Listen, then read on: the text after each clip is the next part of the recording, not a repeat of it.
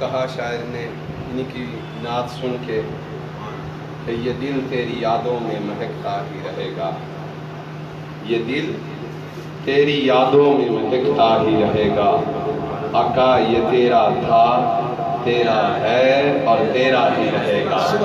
جس کی یہ صدا ہے وہی سبحان اللہ پڑھے کہ آقا یہ دل تیری یادوں میں مہکتا ہی رہے گا، یہ تیرا تھا، تیرا ہے اور تیرا ہی رہے گا۔ اور نام محمد کی بات ہو رہی تھی، نام محمد، ارے نام محمد ہے کہ رحمت کا سمندر۔ حضرت آدم علیہ السلام توبہ قبول ہوئی نام محمد کے صدقے، آج ہماری شکل سلامت ہیں تو نام محمد کے صدقے۔ کل میدان پر جب عمل تولے جائیں گے تو شفاعت ہوگی تو اسی نام کی برکت سے۔ تو شاعر نے کیا خوب تخیل لکھا کہ نام محمد ہے کہ رحمت کا سمندر، ارے بہتا تھا، بہتا ہے اور بہتا ہی رہے گا، ارے بہتا تھا، بہتا ہے اور بہتا ہی رہے گا۔ اور یہ مہینہ جو چل رہا ہے آل پاک کی ذکر کا، تو کیا خوب کہا، حدیث کا مفہوم پیش کر رہا ہوں کہ سرکار سے مانگو تو صحیح، سرکار سے مانگو تو صحیح، کبھی آل کا صدقہ، سرکار سے مانگو تو صحیح، کبھی آل کا صدقہ۔ ارے ملتا تھا، ملتا ہے اور ملتا ہی رہے گا، ملتا تھا، ملتا ہے اور ملتا ہی رہے گا۔ تو آل پاک کے صدقے کیا مانگا جائے؟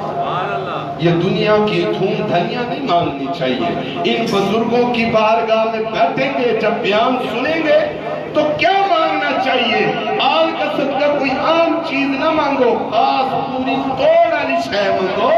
کیا فرمایا کہ کیا لطف ہے کہ سرکار، آپ سب کی یہی دعا ہونی چاہیے، آپ توجہ کریں گے تو دل سے آپ کی سبحان اللہ نکلے گی، اور قبلہ عالم کی بارگاہ میں کھڑے انشاءاللہ دعا قبول ہوگی۔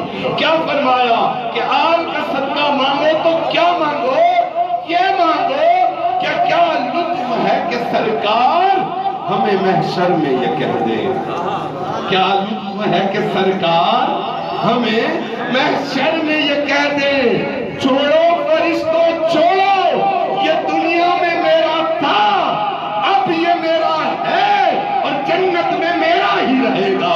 کیا لطف ہے کہ سرکار ہمیں محشر میں یہ کہہ دے، یہ میرا تھا، میرا ہے اور میرا ہی رہے گا، میرا تھا، میرا ہے اور میرا ہی رہے گا۔ بلا تخیر نعت رسول مقبول کے لیے بہت ہی پیارے ادب والے بڑے پیارے ثناخواں بزرگ ثناخواں چاچا جی، آپ کو میں دعوت پیش کروں گا، آپ آسو اپنی حاضری پیش کرے سو، نعرے دے ذوق دے نال سراکی کلام سنیں گے جڑا دل نال